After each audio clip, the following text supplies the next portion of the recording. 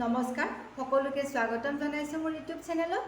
আজি মই আপোনালোকৰ সৈতে আন এটি ৰেচিপি শ্বেয়াৰ কৰিবলৈ লৈছোঁ আৰু এই ৰেচিপিটো বিভিন্ন জনগোষ্ঠীৰ লোকসকলে বিভিন্ন ধৰণে খায় আৰু এই ৰেচিপিটো খাবলৈ বৰ সোৱাদ হয়। আপোনালোকে বাৰু মাছৰ পেটু খাই পাইছেনে? যদি খাই পোৱা নাই তেতিয়াহ'লে আজি ৰেচিপিটো চাব আৰু যিসকলে খাই পাইছে তেওঁলোকো চাব। আজি মই ট্ৰাইবেল জনগোষ্ঠীৰ লোকসকলে মাছৰ পেটু কেনেকুৱা ধৰণে বনায় সেই বিষয়ে মই আপোনালোকৰ সৈতে শ্বেয়াৰ কৰিম আৰু তেতিয়াহ'লে ৰেচিপিটো বনাবলৈ আমাক কি কি সামগ্ৰী লাগিব আমি চাওঁ আহক।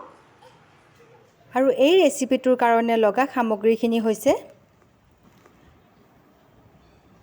নহৰু, মই কেইফুটমান নহৰু লৈছোঁ, নিমখ, শুকান জলকীয়া আৰু কেঁচা জলকীয়া মই এটা এটাই লৈছোঁ, পিঁয়াজ আৰু মাছৰ পেটু।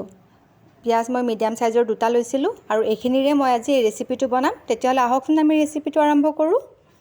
কেৰাহী মই অলপ গৰম হ'বলৈ দিছোঁ আৰু এতিয়া মই ইয়াতে অলপ পানী দি দিছোঁ। বেছি দিয়া নাই, অলপে দিছোঁ পানী আৰু এই পানীখিনিত এতিয়া মই অলপ গৰম হ'বলৈ দি গৰম হৈছে মই মাছৰ পেটুখিনি এতিয়া দি দিছোঁ আৰু এতিয়া মই বাকীখিনি সামগ্ৰী যেনে আমাৰ পিঁয়াজ, নহৰু, নিমখ, জলকীয়া সেই গোটেইখিনি মই এতিয়া দি ল'ম। আজিৰ ৰেচিপিটো হৈছে মাছৰ পেটুৰ চাটনি আৰু এই ৰেচিপিটো অতি থলুৱা ৰেচিপি হয়। ট্ৰাইবেল জনগোষ্ঠী বা বড়ো জনগোষ্ঠীৰ লোকসকলে এই ৰেচিপিটো বৰকৈ খায় আৰু খাবলৈ খুব ভাল লাগে। মই জলকীয়াখিনিও দি লৈছোঁ আৰু অলপ লৰাই দিছোঁ। এতিয়া মই গোটেইখিনি দি ল'লোঁ, নিমখ, পিঁয়াজ, নহৰু আৰু শুকান জলকীয়া, কেঁচা জলকীয়া আৰু এতিয়া মই উতলিবলৈ দিছিলোঁ।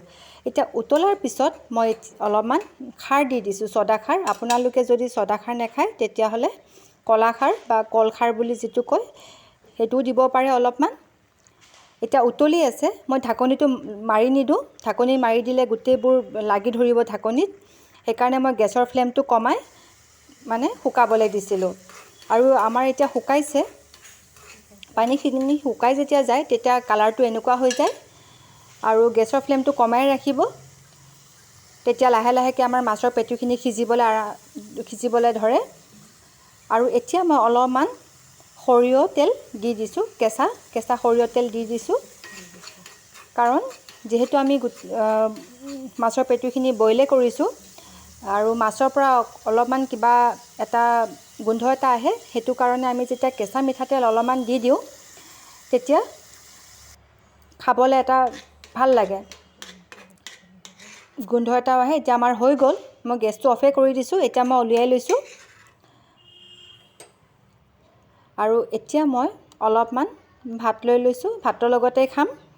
আৰু আজি মই ৰৌ মাছৰ বিলাহী জোল বনাইছিলোঁ আৰু তাৰ পৰা মাছৰ পেটুখিনি ওলাইছিলে, মোক বেপাৰীয়ে দিছিলে, সেইকাৰণে ভাবিলোঁ কিনো কৰোঁ বুলি আজি মই মাছৰ পেটুৰ চাটনিকে বনাই দিলোঁ। আপোনালোকো চালে, থলুৱা ৰেচিপি হয়, খাবলৈও কেনেকুৱা হৈছে বা মই অলপমান টেষ্ট কৰিম। এতিয়া আপোনালোকক জনাম মই টেষ্টটো কেনেকুৱা আহিছে।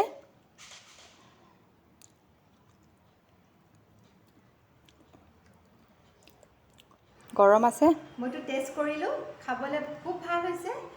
মাছৰ পেটুখিনিৰ কাৰণে অলপ তিতা তিতা লাগিছে আৰু জ্বলা আৰু পিঁয়াজখিনিৰ কাৰণে অলপ মিঠা মিঠাও লাগিছে। আপোনালোকে এবাৰ হ'লেও ট্ৰাই কৰিব, একেবাৰে সহজ বনাবলৈ। আপোনালোকে চালে এনেকুৱা ধৰণৰ বিভিন্ন জনগোষ্ঠীৰ থলুৱা খাদ্যবোৰ মই মোৰ চেনেলত আপোনালোকৰ সৈতে শ্বেয়াৰ কৰি থাকিম। আপোনালোকে চাই থাকিব আৰু আজিৰ ৰেচিপিটো আপোনালোকে কেনেকুৱা পালে মোক কমেণ্ট কৰি জনাব আৰু যদি ভাল লাগিছে আপোনালোকৰ তেতিয়াহ'লে মোক লাইক কৰি দিব আৰু মোৰ চেনেলটো ছাবস্ক্ৰাইব কৰিব যাতে আপোনালোকে আগন্তুক ভিডিঅ'বোৰ মোৰ চাই থাকিব পাৰে। আজিলৈ বাই বাই, টেক কেয়াৰ, ধন্যবাদ।